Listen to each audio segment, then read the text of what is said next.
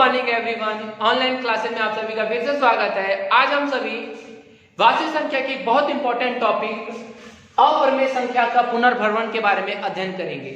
इससे पहले हम सभी ने वास्तविक संख्या के लिए एचसीएफ और एलसीएम निकालना सीखा था और एचसीएफ और एलसीएम के बीच में संबंध ज्ञात करना सीखा था।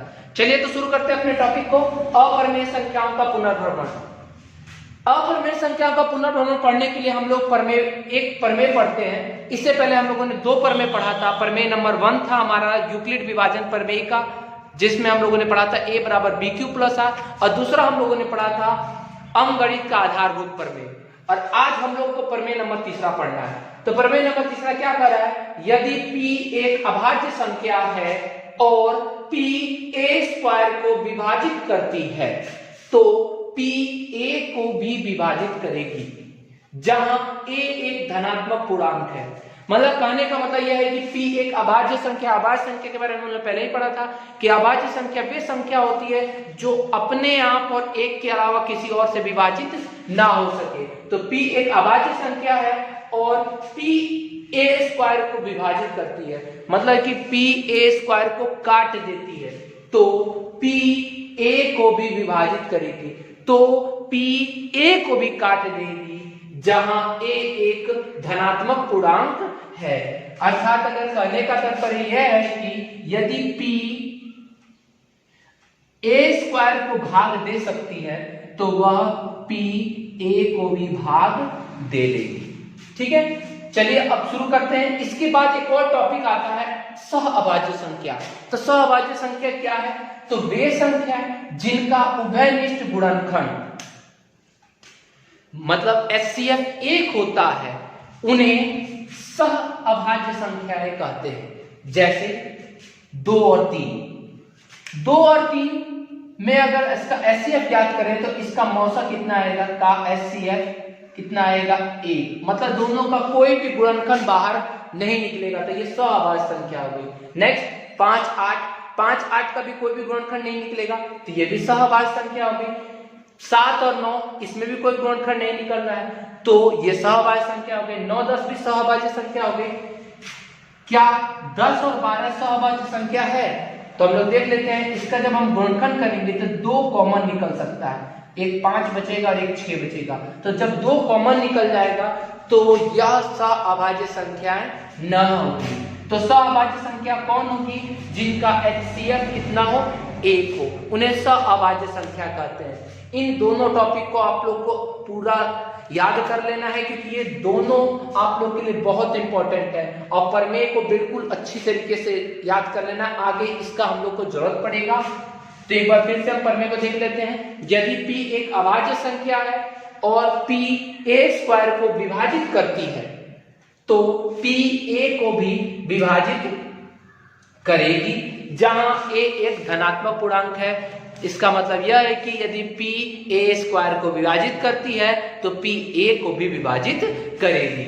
और दूसरा हम लोग का जो टॉपिक है सहअभाज्य संख्याएं, ये क्या है, तो वे संख्याएं जिनका उभयनिष्ठ गुणनखंड, जिनका गुणनखंड जो हो 1 हो, मतलब कि एचसीएफ कितना हो 1 होता है, उसे सहअभाज्य संख्या कहते हैं। जैसे 2 3 इन दोनों में कोई भी चीज कॉमन नहीं निकल रहा है तो इसका गुणनखंड 1 है तो ये सहअभाज्य संख्या हो गई। 5 और 8 इनमें भी कोई चीज गुणनखंड नहीं निकल रहा है तो ये भी सहअभाज्य संख्या हो गई। 7 और 9 इसमें से कोई गुणनखंड नहीं निकल रहा है तो ये भी अभाज्य सहअभाज्य संख्या हो गई। 9 और 10 इसमें से भी कोई चीज गुणनखंड नहीं निकल रहा है तो हम लोग इसको सहअभाज्य संख्या कह सकते हैं। और जिनका मौसा 1 के अलावा कोई और होगा तो याद रखिएगा वो सहअभाज्य संख्या नहीं होती है। चलिए हम एक एग्जांपल देखते हैं इन दोनों प्रमेय और इसके लिए। और ये जो हम लोग एग्जांपल पढ़ेंगे ये हमारे लिए बहुत ज्यादा इंपॉर्टेंट होगा क्योंकि बोर्ड एग्जाम में हर साल इससे एक क्वेश्चन आता है, इसलिए इस क्वेश्चन को आप लोग बिल्कुल अच्छी तरह देखेंगे। चलिए शुरू करते हैं।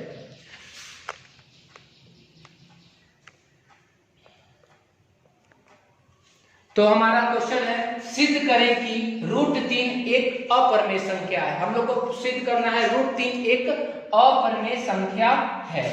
चलिए तो शुरू करते हैं इसको सॉल्व करना।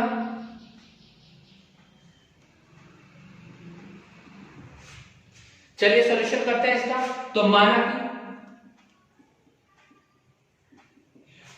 यदि हमको सिद्ध करना है √3 एक अपरिमेय संख्या है, तो हम लोग इसका उल्टा मानते हैं, इसका विपरीत मानते हैं। तो हम लोग मानेंगे √3 एक परिमेय संख्या है।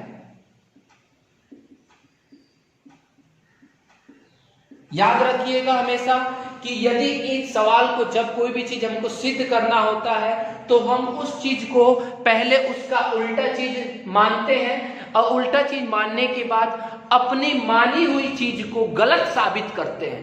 अगर इस चीज को हम गलत साबित कर देंगे तो हमारा मान्यता गलत हो जाएगी और गलत होने के बाद वो अपने आप सिद्ध हो जाएगा। चलिए तो हम लोग शुरू करते हैं। तो हम लोगों ने क्या किया, सॉल्यूशन में माना कि √3 एक परिमेय संख्या है। यहाँ अपरिमेय दिया हुआ है तो हमने यहाँ पे क्या मान लिया, एक परिमेय संख्या है। जब ये परिमेय संख्या है इसलिए √3 बराबर, परिमेय संख्या का फॉर्मूला क्या होता है, परिमेय संख्या की परिभाषा कि परिमेय संख्या वे संख्या है जिन्हें p/q के रूप में लिखा जा सकता है। तो हम इसे p/q के रूप में लिख सकते हैं, इसलिए √3 बराबर p/q, जहां p और q सह अभाज्य संख्या है।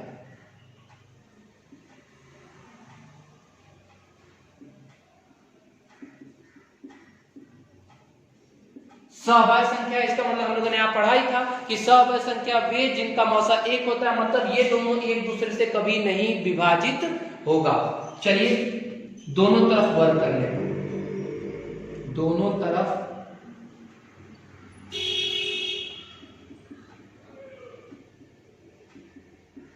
चलिए हम लोग दोनों तरफ स्क्वायर करते हैं। इधर भी वर्ग किया गया और इधर भी वर्ग किया गया। इधर वर्ग करते हैं तो स्क्वायर से रूट कट जाएगा, तो क्या बचा, 3 बराबर p²/q² हो गया। q² को इधर ला देंगे तो 3q² बराबर हो जाएगा p²। समीकरण नंबर ए, समीकरण नंबर क्या बन गया, ए। यहां हम देख रहे हैं कि p² के बराबर 3q² है, मतलब यहां 3 q² के गुणा में है, इसका मतलब 3 यहां गुणा में इधर बट्टा हो सकता है, मतलब 3 p² को विभाजित कर सकता है। यहां 3 p² को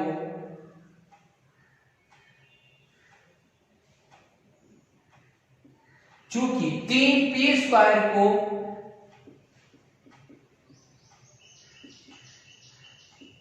विभाजित करता है, इसलिए 3p को भी विभाजित करेगा। जब 3 p² को विभाजित करता है तो इसलिए 3 p को भी विभाजित करेगा। हमने ये कहां से पढ़ा, तो प्रमेय नंबर 3 से।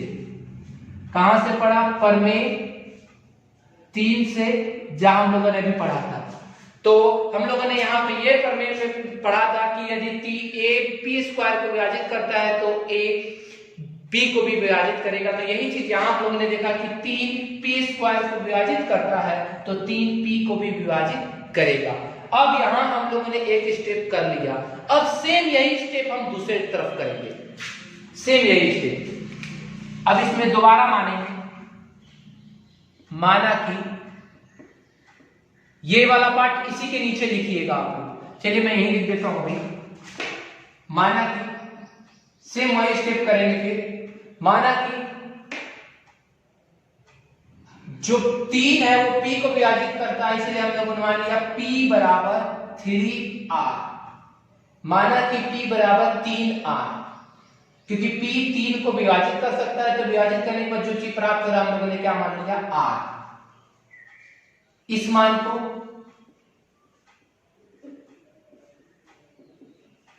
समीकरण 1 में रखने पर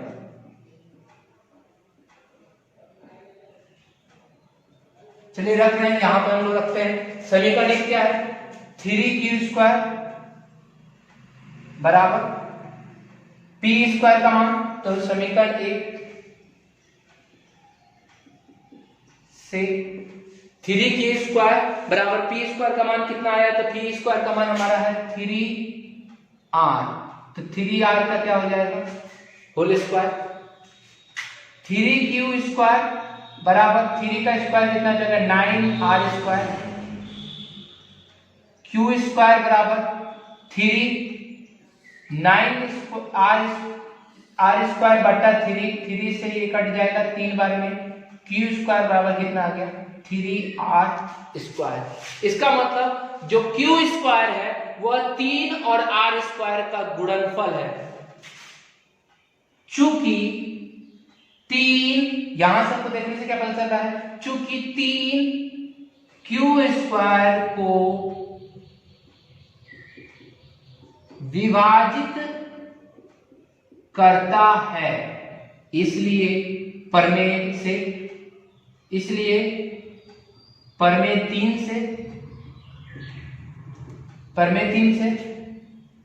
3, चलिए यहां प्रमेय 3 से मत लिखिए, प्रमेय 3 से उधर ब्रैकेट में लिख दिया जाएगा। इसलिए 3q को भी विभाजित करेगा। हम लोगों ने यहां देखा कि 3q² को विभाजित करता है तो 3q को भी विभाजित करेगा, अर्थात यहां हम लोगों ने पढ़ा था 3p को भी विभाजित कर रहा है और 3q को भी विभाजित कर रहा है। ठीक है,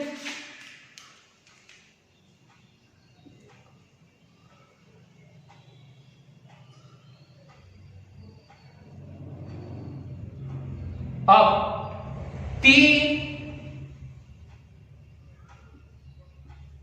उपरोक्त कथन से स्पष्ट है कि 3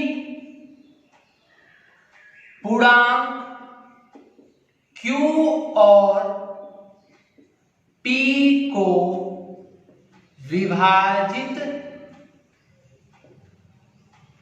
करता है।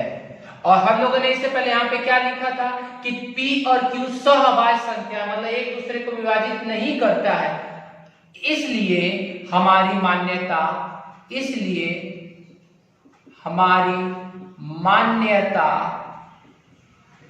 गलत हो जाती है। जब हमारी मान्यता गलत हो गई तो माना कि हमारा जो मान्यता वो गलत हो गया, तो इसके कारण अतः √3 एक अपरिमेय संख्या है। इसके आधार पर हम लोगों ने ये प्रूफ किया कि √3 एक अपरिमेय संख्या है। चलिए एक बार फिर से देख लेते हैं। माना कि √3 एक, मैं पहले सिद्ध करना है √3 एक अपरिमेय संख्या है, तो सबसे पहले हम उसका उल्टा मानेंगे। तो माना कि √3 एक परिमेय संख्या है, तो जब परिमेय संख्या है तो √3 बराबर p बटा हमने क्या लिख दिया, q लिख दिया, क्योंकि परिमेय संख्या का मतलब ही होता है p बटा q, जहां p एक और q सहअभाज्य संख्या है। सहअभाज्य संख्या का मतलब होता है कि ये दोनों का मौसा कितना होगा 1, मतलब दोनों में कोई उभयनिष्ठ गुणनफल नहीं होगा। दोनों तरफ वर्ग करने में वर्ग किया गया, वर्ग करने के बाद 3 करो, 3 का स्क्वायर 3 हो गया, इधर क्या गया p² बटा q, 3q² बटा में इधर कर देंगे तो 3q² बराबर p² हो जाएगा समीकरण नंबर 1। चूंकि 3p² को विभाजित करता है, क्योंकि 3 यहाँ इसके इंटू में है, मतलब अगर यहाँ पे करेंगे तो 3q² बराबर p² बटा, अगर q² बराबर करें तो p² बटा 3 हो जाएगा, मतलब 3 जो है वह p² को विभाजित करता है। जब ये इसको विभाजित करता है इसलिए 3 p को भी विभाजित करेगा। कौन से प्रमेय से, प्रमेय नंबर 3 से। माना कि p बराबर 3r, अब हम p बराबर क्या मान लेते हैं, क्योंकि p 3 को विभाजित कर रहे हैं तो p बराबर क्या मान लेंगे 3r। इस मान को समीकरण 1 में रखने पर 1 में रखा गया। एक यही था, एक में रखा गया तो 3q² बराबर 3 p की जगह पे 3r², क्रॉस मल्टीप्लाई करेंगे तो क्रॉस मल्टीप्लाई तो 3q² बराबर वो स्क्वायर करेंगे तो 3q² बराबर 3 का स्क्वायर 9 और r का स्क्वायर r² हो जाएगा, तो 3 बटा में आ जाएगा तो q² बराबर 3r² हो जाएगा। चूंकि 3r को विभाजित करता है, 3q² को विभाजित करता है, देखिए 3 जो है r के मल्टीप्लाई में है, r के मल्टीप्लाई में है तो हम लोग क्या लिख सकते हैं, q² बटा 3 बराबर r² लिख सकते हैं। मतलब कि 3q² को विभाजित करता है, इसलिए 3q को भी विभाजित करेगा। अब उपरोक्त कथन से यह स्पष्ट है कि 3 पूर्णांक q और p को विभाजित करता है, इसलिए हमारी मान्यता गलत हो जाती है, क्योंकि हम लोगों ने यहाँ पढ़ा था कि वे विभाजित नहीं करेगा, इसलिए हमारी मान्यता गलत हो जाती है। अतः √3 एक कौन सी संख्या हो जाएगी, अपरिमेय संख्या। जब मान्यता गलत मतलब परिमेय नहीं है, तो जब परिमेय नहीं होगा तो क्या हो जाएगा, वह अपरिमेय संख्या है। अतः √3 एक अपरिमेय संख्या है। चलिए इसका स्क्रीनशॉट ले लीजिए, आप इसको ध्यान से कीजिएगा।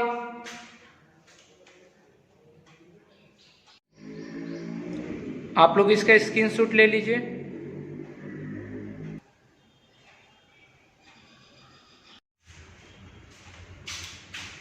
आज हम सभी ने जाना कि किस प्रकार से √3 एक अपरिमेय संख्या है, इसको हम लोगों ने प्रमाणित भी किया कि किस प्रकार से √3 एक अपरिमेय संख्या है।